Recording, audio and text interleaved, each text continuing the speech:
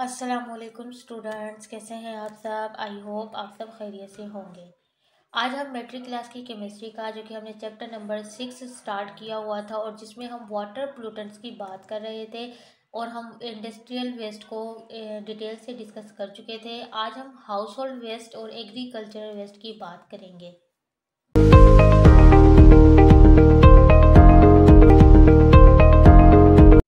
अच्छा, आज का जो हमारा टॉपिक है this is household waste.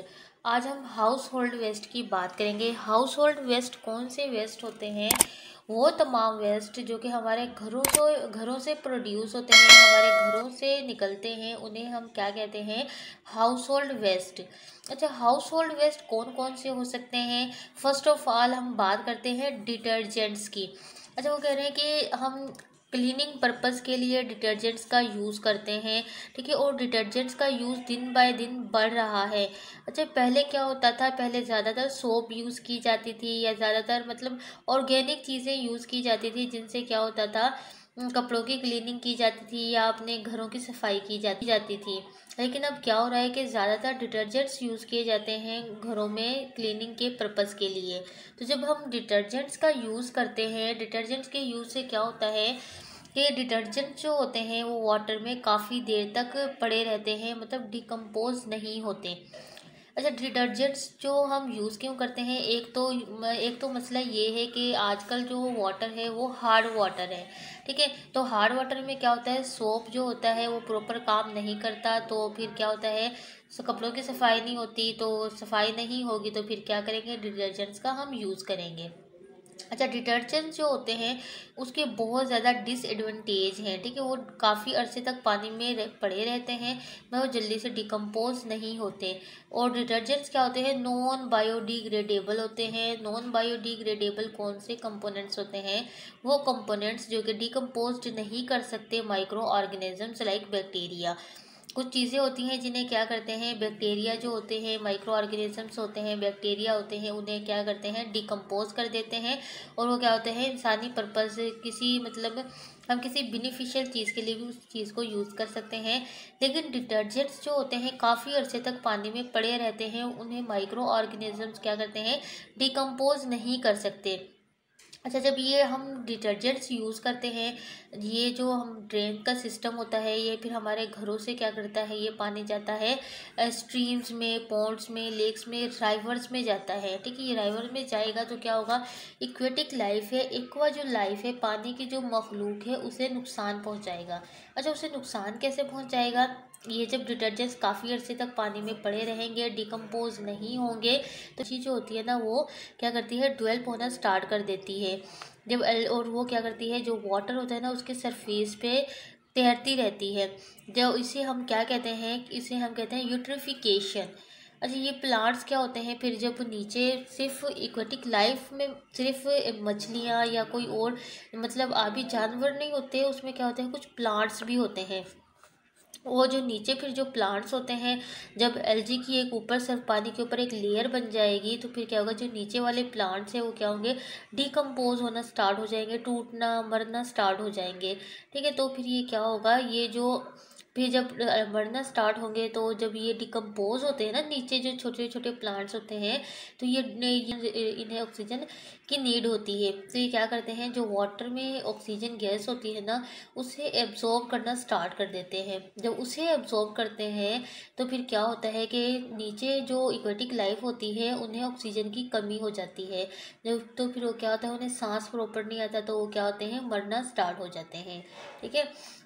इसके अलावा क्या है, हम अपने घरों में डिफरेंट चीज़ें यूज़ करते हैं, ठीक है। डिफरेंट चीज़ें कैसे, जैसा कि हम वेजिटेबल्स यूज़ कर रहे हैं, रबिश होती है, कूड़ा कचरा होता है, या बोटल्स होती हैं, ठीक है, जिनमें सामान होता है, केमिकल्स यूज़ किए जाते हैं, सोप्स होती हैं, वॉशिंग पाउडर भी यूज़ होते हैं, और प्लास्टिक्स की पॉलीथीन्स की बैग्स होते हैं, और प्लास्टिक्स की वगैरह होती हैं जो कि हम यूज़ करते हैं, ठीक है। फिर हम क्या करते हैं, ये जो हम घरों में सब्ज़ी वगैरह काटते हैं, उनका जो फालतू सामान होता है, जो मतलब वेस्ट होता है, हम उसको ऐसे ही फेंक देते हैं, ठीक है। फिर वो क्या करते हैं, ये इसके अलावा वो कचरा भी हम ऐसे ही फेंक देते हैं सब्जियों का, और प्लास्टिक्स के कैंस होते हैं, शापर्स वगैरह होती हैं, वॉशिंग पाउडर के जो उनकी जो शापर होती है, उन्हें भी हम ऐसे ही फेंक देते हैं।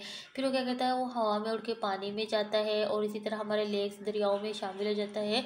और इससे भी क्या होता है, ये भी हमारे जो वाटर पोल्यूटेंट्स का एक सोर्स है, ठीक है। ये भी हमारे वाटर का क्या करता है, पोल्यूट करता है। और इसकी वजह से फिर ये अगर एक जगह जो सब्जियां होती हैं उनका वेस्ट होता है वो पड़ा रहेगा पानी में, तो फिर उसमें क्या होता है, उसमें बहुत ज़्यादा बैक्टीरिया हो जाते हैं सोप पानी में।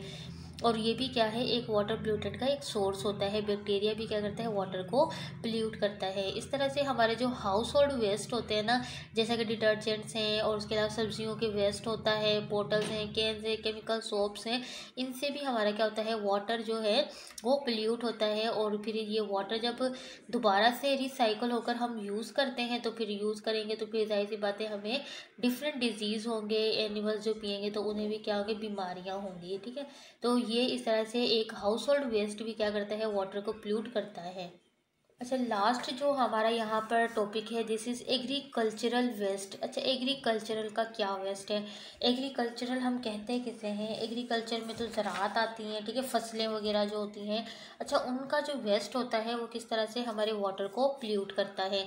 फर्स्ट ऑफ ऑल लिखा हुआ है कि फर्टिलाइज़र्स। फर्टिलाइज़र्स होती क्या हैं, यूज़ क्यों करते हैं, हम पहले इसकी बात करते हैं। अच्छा, फर्टिलाइज़र्स जो होती है ना वो खादें होती हैं। खादें हम क्यों यूज़ करते हैं, हम अपनी जो लैंड होती है ना, ताकि वो प्रॉपर से काम करे और उसके न्यूट्रिएंट्स कंप्लीट रहें, तो हम क्या करते हैं, फर्टिलाइजर्स का यूज़ करते हैं ताकि जो ज़मीन को न्यूट्रिएंट्स की ज़रूरत है वो मिलती रहे। अच्छा, पहले क्या होता था कि ज़मीन की जो पहले एक फसल काश्त की जाती थी, उसके बाद 4-5 माह तक या 6 माह तक जो जो हमारी सॉइल होती थी उसे रेस्ट दिया जाता था, ताकि अगर उसमें किसी न्यूट्रिएंट्स की कमी हो गई है तो वो उसे दोबारा से रिकवर कर ले, ठीक है। फिर दोबारा से दूसरी फसल काश्त की जाती थी। लेकिन अब क्या होता है कि एक फसल को हम जैसे ही क्रॉप को हम करते हैं, कट करते हैं, तो हमारा ये होता है कि हम दोबारा से उसी पे नई क्रॉप की कल्टीवेट करते हैं, उसे नई क्रॉप को कल्टीवेट करना स्टार्ट करते हैं। तो इस तरह से क्या होता है, जो हमारी सॉइल होती है उसमें अगर एक चीज़ की कमी ही हो जाती है, फॉर एग्जांपल ज़मीन में बहुत सारे न्यूट्रिएंट्स होते हैं, जिसमें हम नाइट्रोजन बात करें, नाइट्रोजन होता है, ठीक है, कैल्शियम होता है। जब हम फसलें काश्त करते हैं तो क्या करते हैं, फसलें ज़मीन से उन न्यूट्रिएंट्स को ले लेती हैं और ज़मीन में उनकी कमी हो जाती है। तो फर्टिलाइजर्स इस वजह से यूज़ की जाती हैं ताकि ज़मीन को वो न्यूट्रिएंट्स आर्टिफिशियल तौर पे वो न्यूट्रिएंट्स प्रोवाइड किए जाएँ, ताकि ज़मीन को जो जिन न्यूट्रिएंट्स की कमी हो गई है वो इन्हें कंप्लीट कर लें। तो यहाँ पे भी यही लिखा हुआ है कि जो फर्टिलाइज़र जो होती हैं वो यूज़ की जाती है कंपनसेट पूरा करने के लिए सॉइल डेफिशिएंसीज, जो सॉइल में डेफिशिएंसी हो जाती है किन किन चीज़ों की, नाइट्रोजन की है, फास्फोरस की है, और इसके अलावा दूसरे जो न्यूट्रिएंट्स हैं जो कि कल्टीवेशन जो हमारी यील्ड है उसे मतलब प्रॉपर काम करने के लिए मतलब दरकार होती हैं, मदद की चाहिए होती हैं, तो उन्हें पूरा करने के लिए हम क्या करते हैं, फर्टिलाइज़र्स का यूज़ करते हैं।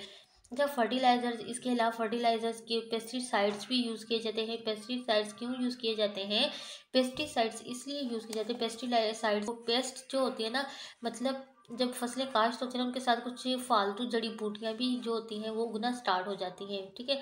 तो और इंसेक्ट्स होते हैं जो कि फसलों को ख़राब कर रहे होते हैं। लेकिन इन चीज़ों को, वीड्स को, इंसेक्ट्स को, पेस्ट्स को ख़त्म करने के लिए पेस्टिसाइड्स का यूज़ किया जाता है। जब फसल काश्त की जाती है तो पेस्टिसाइड्स का भी यूज़ किया जाता है ताकि इन पे इंसेक्ट्स और पेस्ट्स वेट्स वगैरह ना हो और वो आपकी जो क्रॉप्स है वो प्रॉपर अच्छी तरह से मतलब पैदा हो, और वो डिफरेंट जो इंसेक्ट होते हैं, फंगस है, वायरसेस है, उनसे क्या रहे, महफूज रहे।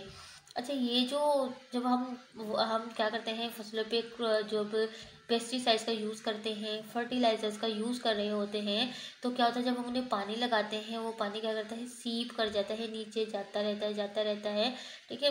जब वो नीचे जाएगा तो फिर वो पानी क्या होता है, इसी तरह से नीचे एक तो ग्राउंड वाटर में फिर शामिल हो जाता है वो वाटर, ठीक है, जो फर्टिलाइजर्स वाला वाटर होता है। बिकॉज उसमें क्या होते हैं, फर्टिलाइजर्स में उसमें क्या होते हैं, नाइट्रेट्स होते हैं, फॉस्फेट्स होते हैं, ये क्या होता है, ग्राउंड वाटर में नीचे अब्जॉर्ब जाता रहता है। और उसके अलावा जो जब रेन बारिश होती है, बारिश के ज़रिए भी क्या होता है, वो फर्टिलाइजर्स वाला पानी जो होता है लेक्स में, पॉन्ड्स में, ठीक है, डिफरेंट मतलब जो डिफरेंट वाटर बॉडीज़ होते हैं उनमें पहुंच जाता है, जिसमें क्या क्या होते हैं, नाइट्रेट्स होते हैं, फॉस्फेट्स होते हैं और डिफरेंट सॉल्ट प्रेजेंट होते हैं वाटर में।